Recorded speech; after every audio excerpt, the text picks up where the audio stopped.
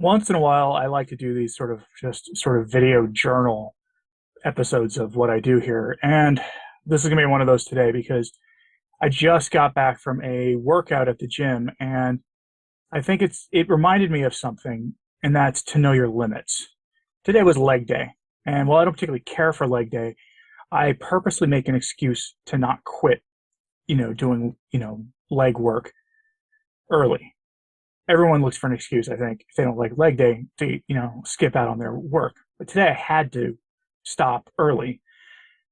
And it's because I was reading the signs that I was hitting my limit early. Once in a while, your body just does not want to do the work at the gym. And this is going to translate to other things too, by the way, here in the carnivore and keto space.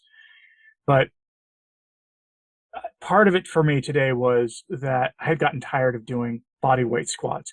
I have a history of knee injuries, so traditional squats with the barbell on your shoulders doesn't really work for me. Just I can do them for a few weeks or something pretty consistently, and then I'll end up re-injuring my knee. So I made a decision a long time ago to stop doing a traditional barbell squat. And for some months now, I've been doing body weight squats, a lot of them, like 5 sets of 25 body weight squats at a time, 125. I was hoping to get up to 200, but honestly, I'd gotten tired of it.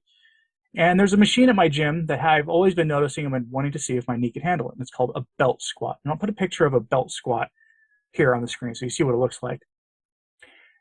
And so I did 1 set of 25 body weight squats to warm up, and then I haphazardly attached myself to that machine because I'd never done it before, figured out how to do it, and I was able to do 4 sets of 12 reps at 70 pounds. That doesn't sound like a lot on the belt squat, but there was another guy there doing like 275-pound barbell squats who, when I was done with the belt squat and doing something else, he hopped onto there and only did 90 pounds. So I don't feel too bad.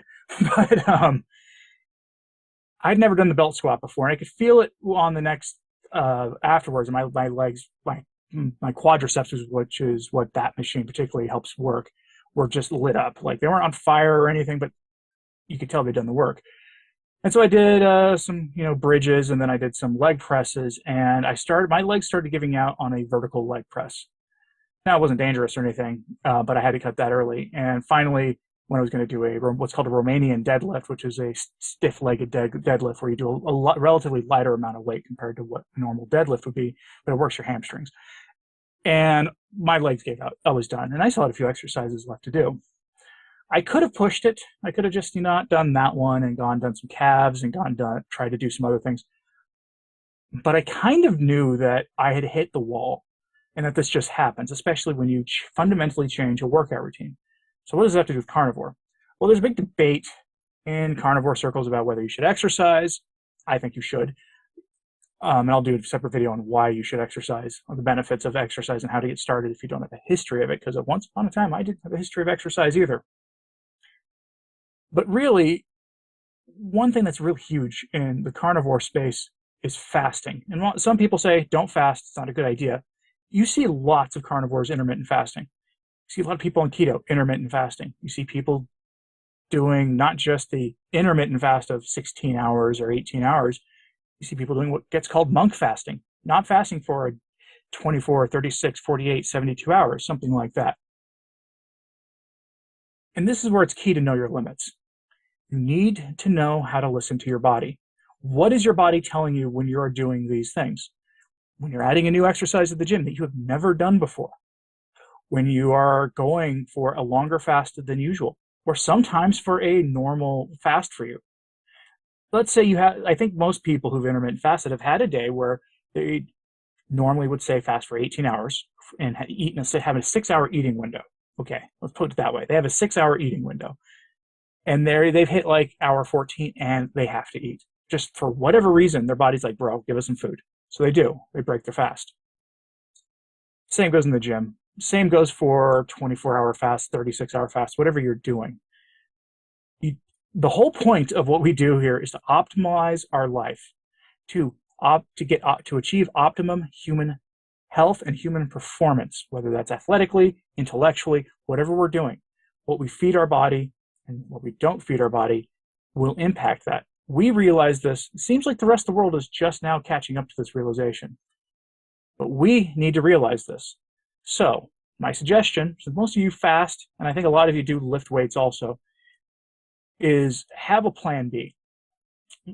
I did a monk fast for the first time in about a month just this past weekend. I didn't eat from Thursday night till Saturday morning, and I hit 39 hours and broke my fast. I was kind of hoping to hit 40 hours, but the ribeye I put in my pellet grill reached temperature a little faster than I was expecting it to, and so I ate earlier. Such is life. But have a plan B when you're doing those long fasts. The plan B being, I'm going to try to, my aim is to go to fast successfully for 36 hours. But if I don't reach that, if I have to break my fast, I can have this item in my refrigerator, or you have something ready to go, just in case. This will become less of an issue if you have a history of doing these longer fasts. And I'm trying to build up my personal tolerance for monk fasts over the next several months for religious reasons. So when Lent gets here, I can do a fast like that every single Friday for 6 weeks straight. That's my goal. The metabolic benefits would be nice, but they're not the primary reason. But I'm hoping to achieve that. And so I'm starting to do, monk fast periodically now. I did one last week. I'll do another one before the end of October. And I'm hoping to do them basically twice a month for now. We'll see how it goes. But actually, I also worked out fasted that day. When I went to Saturday morning, when I got up, I went to the gym, fasted, did a heavy chest workout, and barely noticed it. The main thing is that sometimes I get slightly hungry before I work out, because I'll work out first thing in the morning, or almost first thing, and the hunger, like my hunger signaling, basically turns off within a few minutes of starting a workout. That didn't happen this time, so it was kind of annoying, but no extra weakness, no fatigue, no nothing. It was great. In fact, I made some good strength gains that morning. Cool. Not what you expect when you're fasting. But in these scenarios, always remember your limits. That includes also if you're transitioning from a standard American diet to keto, or from keto to ketovore, or ketovore to carnivore. Whatever you're doing, know your limits, listen to your body, slow things down if you have to. Remember, we're not here to hurt ourselves. We're here to optimize our health. We're trying to achieve optimum human nutrition, performance, mental performance, the whole thing. Trying to boost our quality of life here. It's not too much to ask. Just remember, don't push yourself harder than you need to. But also, don't always use things as a cop-out. So if you're fasting and you just go, I don't feel very well, first check to see if you've had all your electrolytes, or if you had enough water, basic things. If you had enough sleep. Check those boxes first before you pull the plug on what you're doing. Let me know what you thought of this in the comments, please. Let me know if you thought this was helpful. As a nice reminder, trying to do a little bit of the mindset stuff here, because I know from experience that if my head is not in the diet game, I won't be successful. So this is part of that. So let me know what you thought of this in the comments, please. If you're new here, hit that subscribe button, hit that bell button, and maybe share this on social media. That always helps us a lot as well. I'm Anthony Stine, the Practical Carnivore. Thanks for your time today.